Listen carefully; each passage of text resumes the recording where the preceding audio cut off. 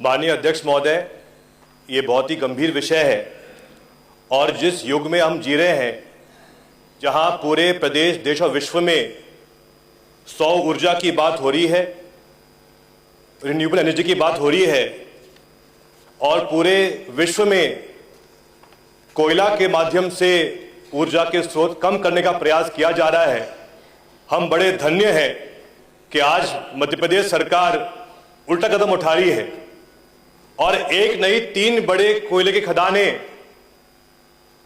अडानी समूह को दिए गए हैं, जिसके बारे में मेरे साथी विक्रांत भूरिया जी ने उल्लेख किया था। माननीय अध्यक्ष महोदय, जैसा कि उत्तर में दिया गया है कि इसमें पेशा कानून लागू नहीं होता है, लेकिन ऐसा विक्रांत भाई ने कहा कि 2023 तक ये लागू किया गया था और मैं आपको प्रमाण सहित इसकी जानकारी देना चाहूंगा। 2023 में 9 अगस्त को प्रश्न पूछा था सिंगरौली जिले के पेशा कानून के संबंध में। उनको उत्तर दिया गया कि धिरौली कोल ब्लॉक 5वीं अनुसूची के अंतर्गत आता है। यह उत्तर दिया गया है लोकसभा के अंदर। मूल बात यह है कि 2023 और 2025 के बीच में यह बदलाव कैसे हुआ और आखिर अध्यक्ष महोदय, माननीय मंत्री जी वनों के मंत्री हैं, कोयले के नहीं। तो आप तो ये हमें बताइए कि अगर कहीं ना कहीं कोयले खदान के द्वारा खतरा है पर्यावरण पर, तो आपकी नैतिक जिम्मेदारी बनती है कि आप जो वन क्षेत्र को बचाइए।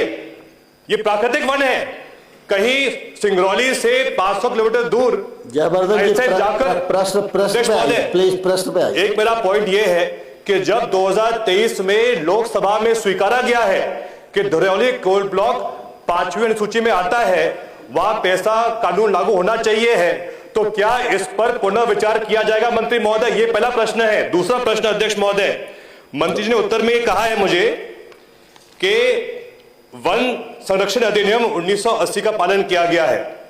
मंत्री महोदय, पॉइंटेड क्वेश्चन है। सेकंड, आपने कहा है वन अधिकार मान्यता दी गई है 2006, उत्तर में दिया गया है। तीसरा, पैसा का मैंने आपसे पूछा, मुझे उत्तर दोगे 2023 की जानकारी के बारे में।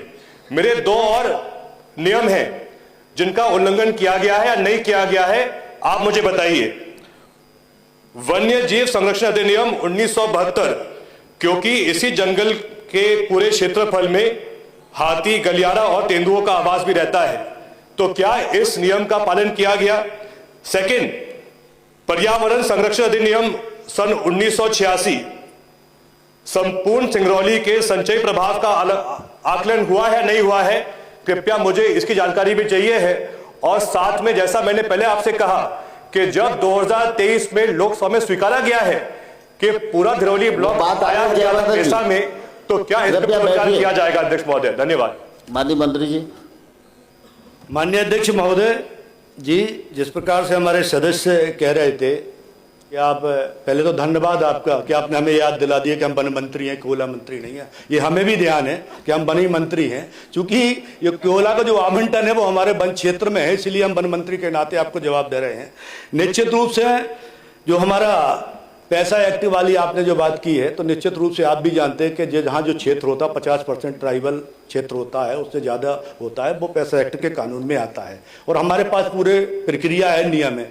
जितने भी, चाहे वन जीवी को लेके, हम संरक्षण को लेके जो बात आपने कही है, सारी प्रक्रिया को ध्यान में देकर सारी चीज़ों को हमारे पास एक एक चीज़ का उसका है, पूरे हमने नियम और विधिवत तरीके से कार्य किया है, इसमें कोई गलत तरीके से नहीं किया है। निश्चित रूप से अगर आपको लगता है कहीं और जानकारी हमने उपलब्ध कराई और आपको पहले ही बताइए कि सारी परमिशन हमारी ऊपर से भी है, सेंटर से भी परमिशन है और सारी चीजें हमने प्रक्रिया के तहत ही की है, उसमें कोई प्रक्रिया से बाहर हमने नहीं किया है। डॉक्टर राजेंद्र पांडे। अध्यक्ष जी, माननीय अध्यक्ष महोदय, मैंने आपके सामने 2 नियम के बारे में पूछा था। माननीय महोदय, मंत्री जी उठ के बोल तो माननीय अध्यक्ष। जयवर्धन जी, आपने एक प्रश्न नहीं पूछा, आपने इतने प्रश्न पूछे कि कोई भी आदमी याद नहीं कर सकता। अध्यक्ष महोदय, मैंने अधिनियम के बारे में पूछा था अध्यक्ष महोदय, वो नहीं जवाब दे पाए। बैठिए। माननीय अध्यक्ष महोदय, हमारे दोनों सदस्यों ने जो सवाल किए उस सवाल के नियम में है ये